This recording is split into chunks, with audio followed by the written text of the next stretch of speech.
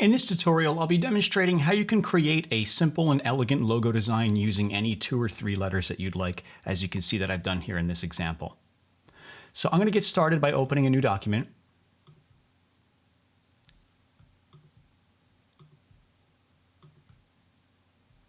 And I want to come over here to the vector environment and choose vector view.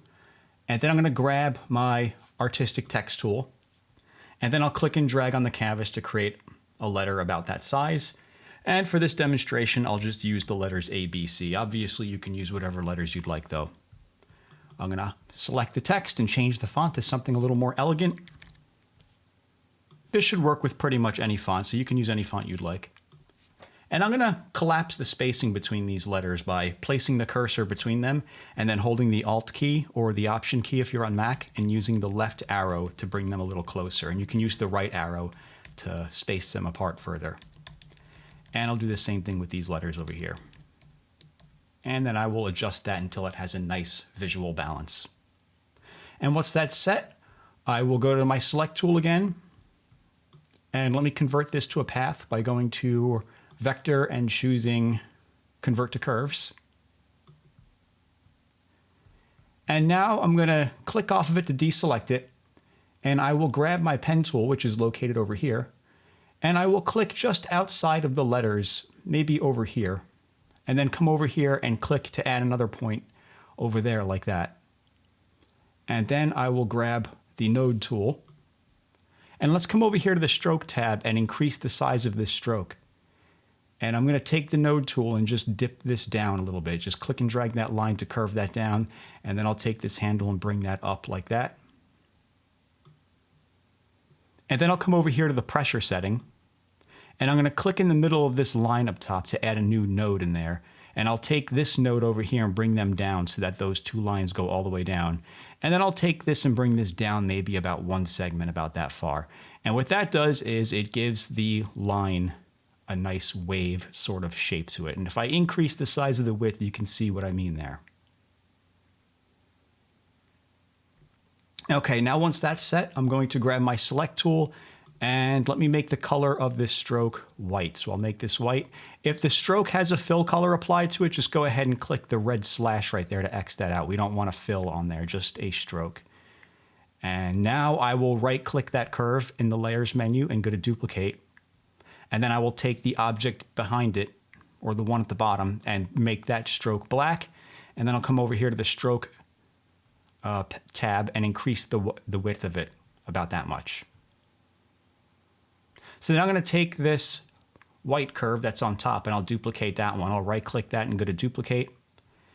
And I will make this one black. And I'll take the size of this and bring that down a little bit.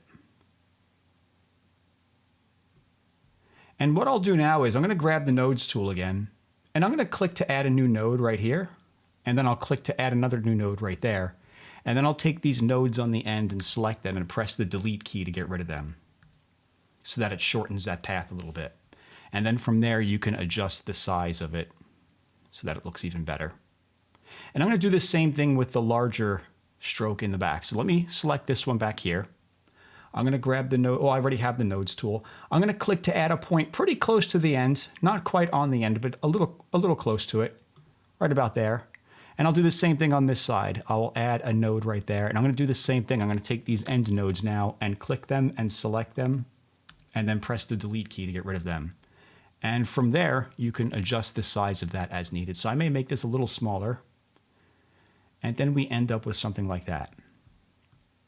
So what I'm going to do now is I'm going to select all 3 of these.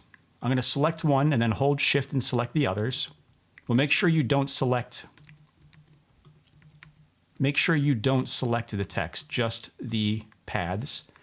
And then you can scale these if you want to. You can hold Command or Control to scale them and then Command Shift to scale them out like that. And for my example here, I may even flip these horizontally. So let me grab the Flip tool and flip this horizontal. Or maybe not. I think it looks better before.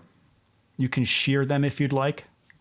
Just hold your Control key to shear from the center. And what I'm trying to do is place the curves over the arm of the letter A so that it looks like it these curves replace the arm of the letter A. So that right about there looks good.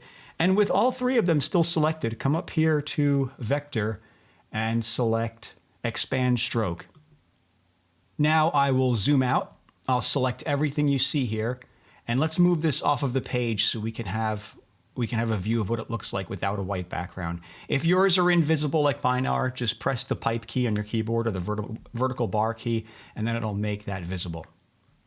So with everything selected, I'm going to grab the Shape Builder tool, which is located over here, and I'm going to choose the subtraction option, and I'm going to start out just by clicking and dragging a line going through the white areas to delete them. We want to get rid of that white space in there, so let me just delete this.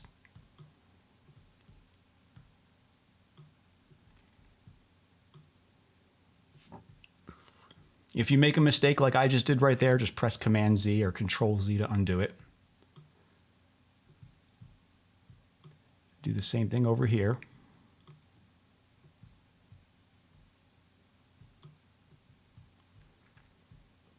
Okay, and then I will choose the addition option, and then I will start adding these objects together by clicking and dragging a line going through them so that they become one shape. And this tool can be a little buggy, so you may have to draw a line through it a couple of times for it to work.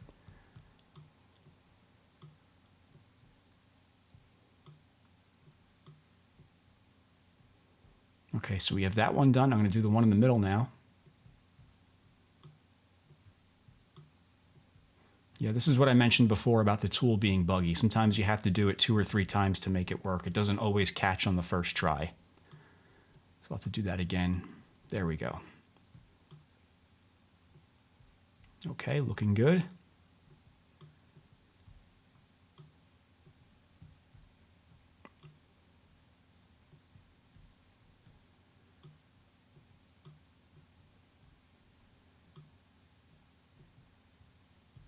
And don't forget these smaller pieces in here. They're easy to miss.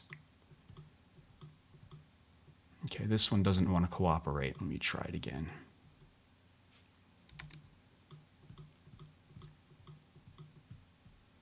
If you have 2 segments that don't want to cooperate, just grab your select tool when you're done, and you could just manually unify them together by selecting them like that, and then choosing the add option up there, and that should unify them. Okay, very good. Now we could take these objects and place them back on the canvas. And I'm going to give this some color. So let me go to the Color tab. I want to choose my fill color, and I'll apply a muted shade of gold or orange or something along those lines.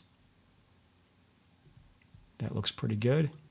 And I'll take this bottom object and make that darker. I'll take some of the saturation out of there. Maybe a little lighter. And then I'll add some text on the bottom here. So let me grab my text tool, and I'll click and drag, and then I will write, I'll use all caps, I'll write logo design just for this demonstration.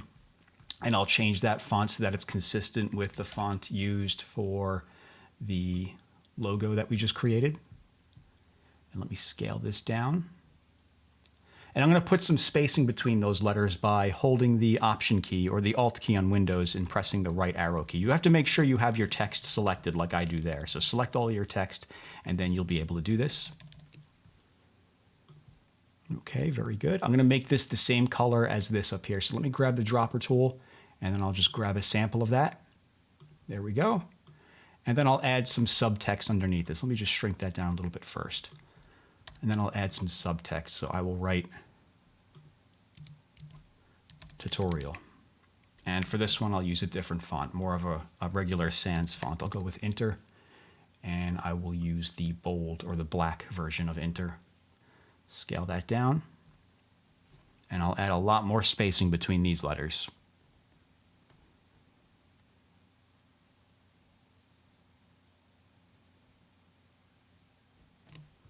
Okay, maybe scale it down a little more.